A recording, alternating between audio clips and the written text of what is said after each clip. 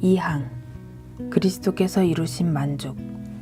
하지만 우리는 스스로 그 만족을 이룰 수 없으며 우리 자신을 하나님의 진노에서 건져낼 능력도 없다. 그래서 하나님께서는 그분의 무한하신 자비로 자기의 독생자를 우리의 보증으로 주셔서 우리를 위하여 그리고 우리를 대신하여 죄로 삼으시고 십자가에서 저주를 받은 바 되게 하사 우리를 위하여 하나님의 공의를 만족하게 하시기를 기뻐하셨다. 지난번 우리는 그리스도의 죽으심이 왜 반드시 필요한지와 죽으심이 어디서 나오는지를 보았습니다.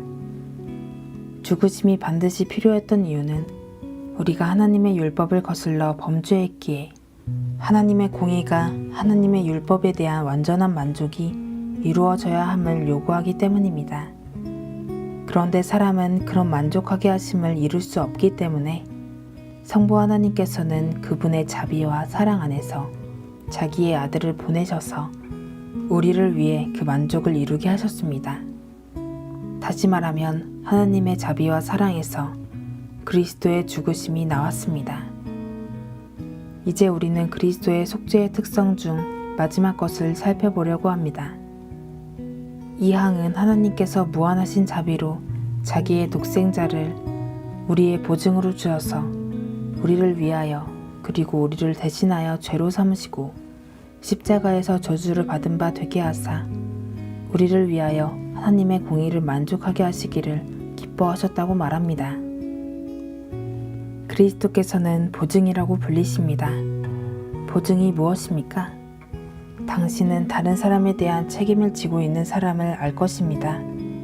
예를 들면 어린 나이의 아들을 둔 아버지가 있는데 그 아들이 차를 구입하기를 원할 경우 아버지가 아들의 보증이 됩니다. 아들이 차값을 다 지불하지 못할 경우 아버지가 책임을 진다는 문서에 서명해야 합니다. 차값에 대해 아버지가 아들의 위치를 취하는 것입니다. 예수님께서는 이와 같은 일을 더 깊은 의미에서 행하셨습니다. 그리스도의 속죄 사역은 보증이나 대리인으로서의 사역입니다. 죄값을 갚는데 주 예수 그리스도께서 죄인들의 대리인이 되셨습니다. 신약에서 우리는 그리스도께서 우리를 위하여 죽으셨도다와 같은 표현들을 종종 봅니다. 여기서 위하여라는 단어의 뜻을 명확하게 이해하는 것이 매우 중요합니다. 도르트 총회 때 알미니우스 주의자들은 그리스도께서 모든 사람을 위하여 죽으셨으며 위하여가 의미하는 바는 모든 인류의 유익을 위하여라는 뜻이라고 말했습니다. 위하여라는 단어는 예를 들면 사도 바울이 이 말을 사용하면서 그리스도께서 우리의 죄를 위하여 죽으셨다고 했을 때 바울은 모든 인류에 대한 이 혜택을 말하는 것이 아닙니다. 따라서 도르트 신조의 칼빈주의자들은 그리스도의 죽으심이 어느 정도 죄인들에게 유익을 줄 뿐 아니라 그것이 실제로 죄인들을 구원한 것임을 말했습니다. 그리스도께서는 죄인들의 위치를 취하셔서 죄인들의 죄값을 대신 치르셨습니다. 그리스도께서는 우리의 죄책을 위하여 속죄하셨습니다.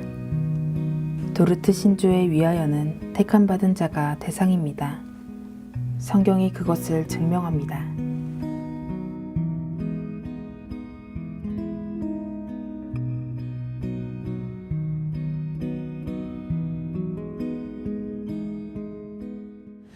너희 만민들아 손바닥을 치고 즐거운 소리로 하나님께 외칠지어다.